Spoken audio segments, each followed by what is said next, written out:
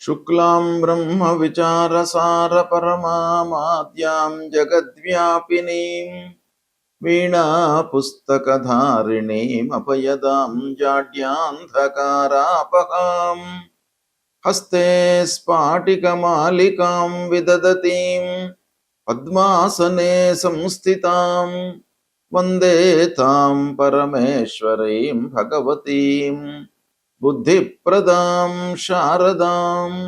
శ్రీ మహాగణాధిపతయే నమః. శ్రీ మహాసరస్వత్యై నమః. శ్రీ గురుభ్యో నమః.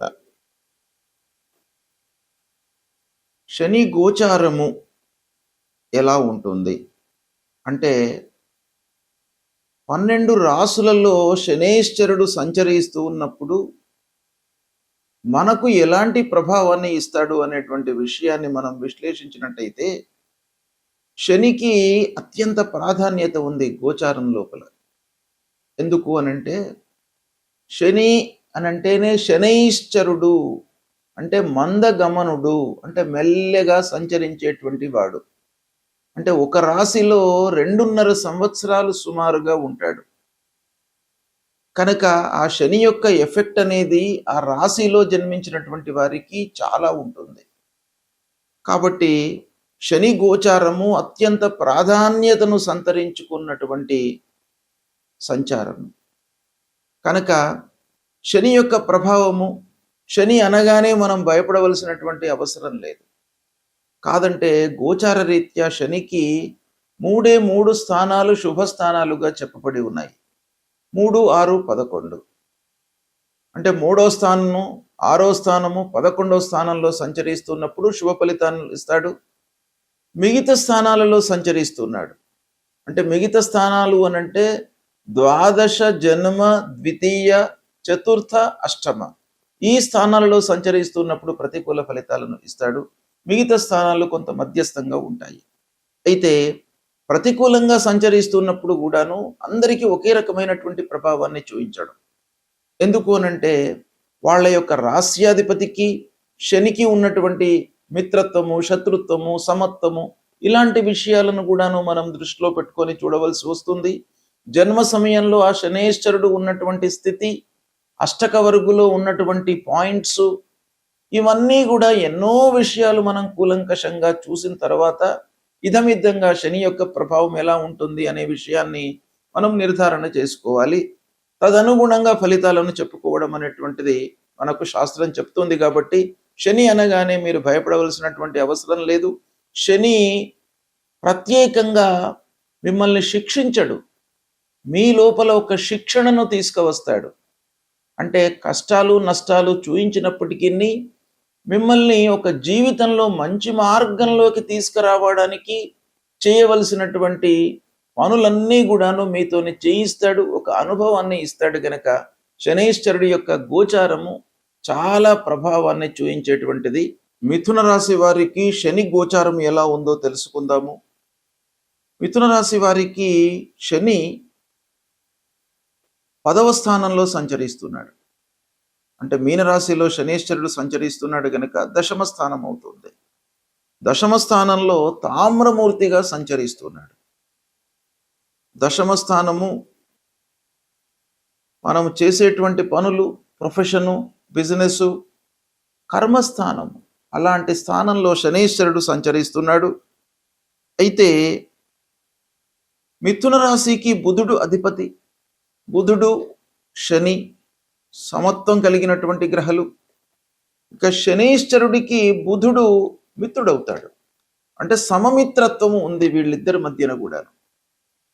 సమమిత్రత్వము అనంటే మీకు 80% మంచి ఫలితాలను మిథున రాశి జాతకులకు శనేశ్వరుడు సహజంగా ఇచ్చే అవకాశాలు ఉంటాయి, సమమిత్రత్వంలో ఉన్నారు కాబట్టి. అలాంటి శని యొక్క సంచారము 10వ స్థానంలో జరుగుతుంది. అయితే 10వ స్థానము ఈ మిథున రాశి వారికి మనం చూసినట్టయితే కర్మస్థానం.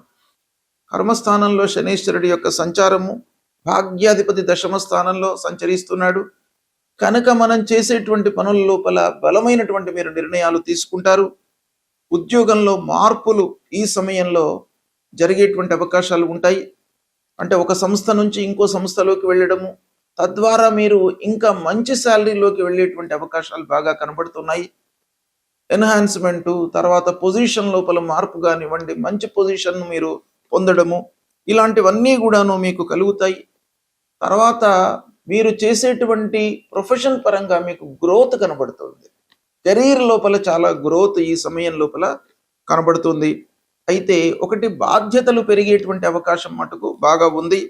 శ్రమ పెరుగుతుంది, బాధ్యతలు పెరుగుతాయి, దాంతోపాటు శ్రమ కూడాను మీకు పెరుగుతుంది. అయినప్పటికీ మీకు అనుభవాన్ని ఇస్తాడు శనీశ్వరుడు. ప్రమోషన్ అవకాశాలు బాగా ఉన్నాయి.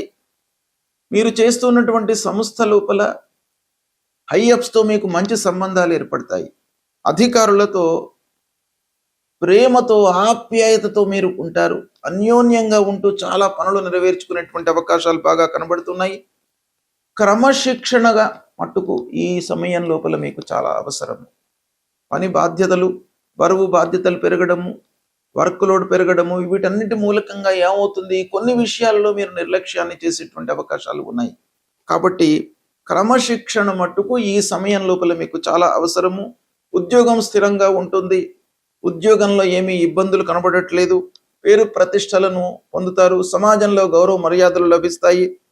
కష్టానికి తగినటువంటి ప్రతిఫలము ప్రధానంగా ఈ దశమ స్థానంలో సంచరించడము మీకు ఇస్తుంది.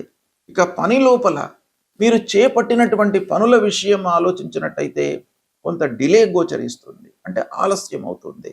అయినప్పటికీ ప్రభుత్వపరమైనటువంటి పనులు, మీరు గవర్నమెంట్ ఉద్యోగంలో ఉన్నట్టయితే మీరు చేపట్టినటువంటి పనుల లోపల ఆలస్యం కనపడుతుంది. ప్రైవేట్ రంగంలో ఉన్నటువంటి వారికి శ్రమాధికంతో కూడుకొని మీకు పనులు పూర్తి అవుతాయి. మొత్తానికి గుర్తింపు మట్టుకు లభిస్తుంది.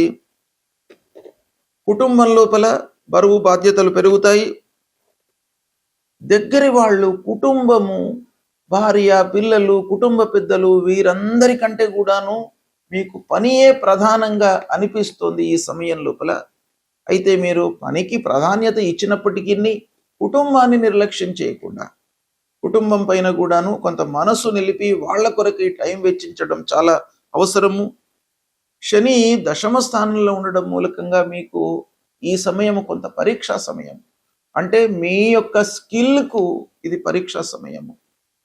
కాబట్టి మీ నైపుణ్యతను ఎదుటి వాళ్ళు, అధికారులు, యాజమాన్యము గుర్తించేటువంటి అవకాశాలు ఉన్నాయి. కాబట్టి దాన్ని సద్వినియోగపరచుకోండి. శ్రమకు తగినటువంటి గౌరవం లభిస్తుంది. ఆర్థికంగా స్థిరత్వాన్ని మీరు పొందుతారు ఈ సమయం లోపల. వ్యాపారస్తులు వ్యాపారాన్ని విస్తరణ వైపుకు ఆలోచన చేస్తూ ఉంటారు, అంటే ఎక్స్పాన్షన్ చేయాలి అనేటువంటి భావన లోపల వ్యాపారస్తులు ఉంటారు. ఇక రాజకీయంలో ఉన్నటువంటి వారికి నాయకత్వ లక్షణాలు ఈ సమయం లోపల ఇంకా కొంత పెరిగేటువంటి అవకాశాలు ఉన్నాయి. కార్యకర్తలు, దగ్గర వాళ్లతో, అందరితో కూడాను మీకు సత్సంబంధాలు ఉంటాయి.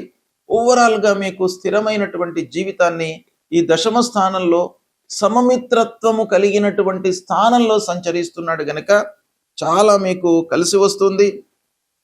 ఇక శనీశ్వరుడి యొక్క దృష్టి విషయంలో మనం చూసినట్టయితే ద్వాదశ స్థానాన్ని చూస్తున్నాడు, చతుర్థ స్థానాన్ని చూస్తున్నాడు, సప్తమ స్థానాన్ని చూస్తున్నాడు.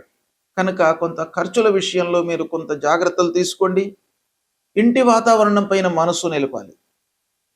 ఇక భార్య, వ్యాపారంలో ఉన్నటువంటి వాళ్ళు, పార్ట్నర్స్ విషయంలో కొంత జాగ్రత్తలు తీసుకోవడం చాలా అవసరం అనేటువంటి విషయం మనకు ఈ శని యొక్క దృష్టి మూలకంగా తెలుస్తుంది.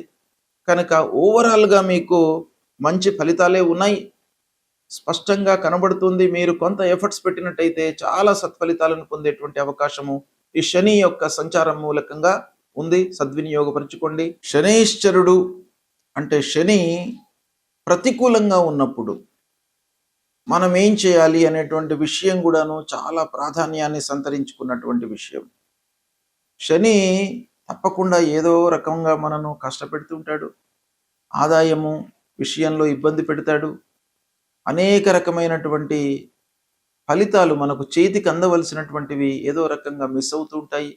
ఇలాంటి అనేక విషయాల లోపల మనకు శని యొక్క ప్రభావము ఉంటుంది. అంటే సాధారణంగా శని మనకు శాస్త్రం ప్రకారంగా గోచార రీత్యా 3 స్థానాల్లో సంచరిస్తున్నప్పుడు మంచి ఫలితాలను ఇస్తాడు. అంటే 3, 6, 11 స్థానాలు అవి శుభ స్థానాలు. అంటే శుభ ఫలితాలను సహజంగా ఇచ్చేటువంటి స్థానాలు 3. అంటే దాదాపు 12 స్థానాలలో 3 స్థానాలు అనంటే మనకు 25% మనకు మంచి ఫలితాలు శనీశ్వరుడు మూలకంగా సహజంగా అంటే స్థానరీత్యా గోచార రీత్యా ఇచ్చేటువంటి అవకాశాలు ఉన్నాయి. ఇక మిగతవి ద్వాదశ స్థానము, జన్మస్థానము, ద్వితీయ స్థానము, చతుర్థ స్థానము, అష్టమ స్థానము, ఈ 5 స్థానాలు చాలా మనను కష్టపెడతాడు, ఇబ్బంది పెట్టేటువంటి స్థానాలు. ఇక మిగతా స్థానాలు కొంత మధ్యస్థంగా ఉంటాయి. ఈ విధంగా మనము శని యొక్క స్థానాలను క్లాసిఫై చేసుకోవడము చాలా అవసరము. ఏ స్థానాలలో ఉన్నాడు అనేటువంటి విషయాన్ని మనం గమనించి దానికి అనుగుణంగా పరిహారాలు చేసుకోవాలి. అయితే శనీశ్వరుడికి మనం ఏం పరిహారాలు చేసుకోవాలి అనంటే, ప్రథమంగా మన చేతిలో ఉన్నటువంటి విషయాలపైన మనం మనసు నిలపాలి. ఏం చేయాలి? ధైర్యము, సాహసము. ధైర్యే సాహసే లక్ష్మి. అంటే ధైర్యంతో మనం స్టెప్స్ తీసుకోవాలి, ఆలోచనను జోడించాలి. అంటే సాహసము, కేవలం సాహసం మనకు ఫలితాలను ఇవ్వదు. సాహసంతో పాటుగా కొంత మనకు బుద్ధి, విచక్షణ, ఆలోచనను కూడాను జోడించినట్టయితే సత్ఫలితాలను ఇస్తాడు. శని మూలకంగా కలిగేటువంటి దుష్ప్రభావము తగ్గుతుంది. అంతేకాకుండా శని బాగలేనప్పుడు మనము దైవానుగ్రహం కొరకై చేయవలసినటువంటి కార్యక్రమాలు కూడాను చాలా ఉన్నాయి. వాటిని కూడాను మనం దృష్టిలో పెట్టుకొని శనికి సంబంధించినటువంటి మూల మంత్రాన్ని ప్రతినిత్యం కూడాను మీరు చదువుకోండి. నీలాంజన సమాభాసం రవిపుత్రం యమాగ్రజం ఛాయా మార్తాండ సంభూతం తం నమామి శనీశ్వరం అనేటువంటి మూల మంత్రాన్ని ప్రతినిత్యం చదువుకోండి. ఆంజనేయ స్వామి దేవాలయానికి వెళ్ళండి, ఆంజనేయ స్వామి యొక్క అనుగ్రహాన్ని పొందండి. హనుమాన్ చాలీసా పారాయణం చెయ్యండి. నువ్వుల నూనె, ఇనుప ముక్క, నల్లటి వస్త్రము ఇవి దానంగా ఇవ్వండి. మీకు అనుకూలమైనట్టయితే ఒకరికి ఇద్దరికి శనివారం రోజున అన్నదానం చేయండి. అంటే నీడీ పర్సన్స్ ఎవరైతే ఉన్నారో, ఆకలితో అలమటించేటువంటి వాళ్ళు, ఇబ్బంది పడుతున్నటువంటి వాళ్లకు డబ్బులు ఇవ్వకుండా మీరు అన్నం పెట్టించండి వాళ్లకు. తద్వారా మీకు ఆ శని యొక్క దుష్ప్రభావం తగ్గుతుంది. ఈ పరిహారాలను చేసుకోండి. శని మిమ్మల్ని ఏమీ చేయడు. మీరు శని గురించి బాధపడవలసినటువంటి అవసరం లేదు. శని మీ లోపల ఒక క్రమశిక్షణను తీసుకువస్తాడు, గుణపాఠాలను నేర్పిస్తాడు. కాబట్టి శని అనగానే మీరు భయపడకుండా ఫలితాలపై, ప్రభావంపై, మీ యొక్క ఎఫర్ట్స్పై మీరు మనసు పెట్టండి. మీకు సత్ఫలితాలు కలుగుతాయి. శుభం.